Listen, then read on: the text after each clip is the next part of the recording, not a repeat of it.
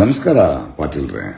ಏನೊಂದು ಹೇಳಿಕೆ ಕೊಟ್ಟಿದ್ರಿ ಪ್ರಕಾಶ್ ರೈ ಅವರೇ, ಅವರು ತೆಲಂಗಾಣಗೆ, ಆಂಧ್ರದಲ್ಲಿ, ತಮಿಳುನಾಡಿನಲ್ಲಿ, ಗುಜರಾತ್ನಲ್ಲೂ ಹೋರಾಟ ಮಾಡಿ ಅಂತ.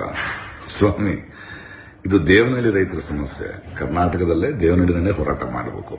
ಅಲ್ಲೆಲ್ಲ ಹೋರಾಟ ಮಾಡಿದೀವಿ. ತಮಿಳುನಾಡಿನಲ್ಲಿ 100 ದಿನ ರೈತರು ಮಹಾಪ್ರಭು ಮುಂದೆ ಡೆಲ್ಲಿಲಿ ಕೂತಾಗ ಹೋಗಿ ಕೂತವನು ನಾನೇ. ಪಂಜಾಬ್, ಹರಿಯಾಣದ ರೈತರು ಹೋರಾಟ ಮಾಡೋದಾಗಿದ್ದವನು ನಾನೇ. ನಾವು ಎಲ್ಲ ಕಡೆನೂ ಮಾತಾಡ್ತೀವಿ. ನಾವು ಮಣಿಪುರದಲ್ಲಿ ಅನ್ಯಾಯ ಆದ್ರೂ ಮಾತಾಡ್ತೀವಿ, ಪ್ಯಾಲೆಸ್ಟೀನ್ ಅನ್ಯಾಯ ಆದ್ರೂ ಮಾತಾಡ್ತೀವಿ. ಇನ್ನು ಗುಜರಾತಿನ ಗುಜರಾತಿ ಮಹಾಪ್ರಭು ಪ್ರಧಾನಿ ಅವ್ರನ್ನ ನಿಮಗಿಂತ ಹೆಚ್ಚು ಪ್ರಶ್ನೆ ಮಾಡೋನು ನಾನೇ. ಆಯಾ ಹೋರಾಟಗಳಲ್ಲಿ ಮಾಡ್ತಾ ಇರ್ತೀವಿ. ಯಾಕಂದ್ರೆ ನಾವು ಯಾವ ಪಕ್ಷದವರು ಅಲ್ಲ, ಜನರ ಪಕ್ಷದವರು. ನೀವು ಒಂದು ಪಕ್ಷದವರು.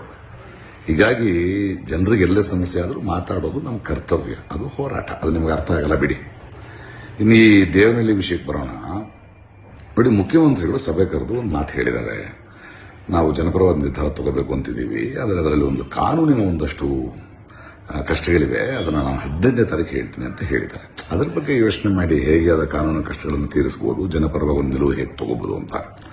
ಈ ಮಧ್ಯೆ ದೇವನಹಳ್ಳಿಯಲ್ಲಿ ಯಾರೋ ಒಂದಷ್ಟು ಕಿಡಿಗೇಡಿಗಳು, ಪುಡಾರಿಗಳು ಹೋಗ್ಬಿಟ್ಟು ನಿಮಗೆ 3 ಕೋಟಿ ಕೊಡ್ತೀವಿ, ಸರ್ಕಾರದಿಂದ ಕಾನೂನು ಪ್ರಕಾರ ಕೊಡೋದು ತುಂಬಾ ಲೇಟ್ ಆಗುತ್ತೆ ಅಂತೇನೋ ಒಡೆಯೋ ಪ್ರಯತ್ನ ಮಾಡ್ತಾ ಇದ್ದಾರೆ. ಆಮೇಲೆ ಇಡೀ ಏರಿಯಾನ ಗ್ರೀನ್ ಬೆಲ್ಟ್ ಮಾಡ್ತೀವಿ, ಇನ್ನೊಂದು 25 ವರ್ಷ ನೀವು ಮಾರಕ್ಕಾಗಲ್ಲ ಅಂತ ಯಾರೋ ಮಾಡ್ತಿದಾರಂತೆ. ಅವ್ರೇನೋ ನಿಮಗೆ ಪರಿಚಯ ಇದ್ರೆ ಈ ತರ ತಪ್ಪಲೆಲ್ಲ ಮಾಡಬೇಡ ಅಂತ ಹೇಳಿ.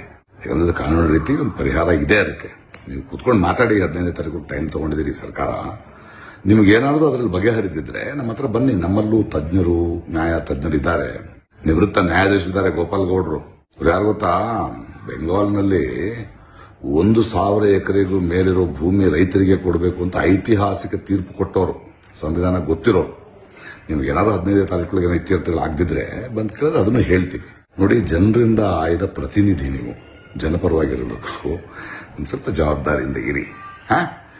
ಸಿಗೋಣ 15ನೇ ತಾರೀಕು, ಮಾತಾಡೋಣ. ಮುಂಚೆ ಕ್ಲಿಷ್ಟ ಏನಿದೆ ಅದನ್ನು ನೋಡೋದ್ರ ಬಗ್ಗೆ ಯೋಚನೆ ಮಾಡಿ, ಅದನ್ನು ಸಾಲ್ವ್ ಮಾಡೋದ್ರ ಬಗ್ಗೆ ಯೋಚನೆ ಮಾಡಿ. ಓಕೆ ಪಾಟೀಲ್ರೆ, ಸಿಗ್ತೀನಿ 15ನೇ ತಾರೀಕು. ಬಾಯ್.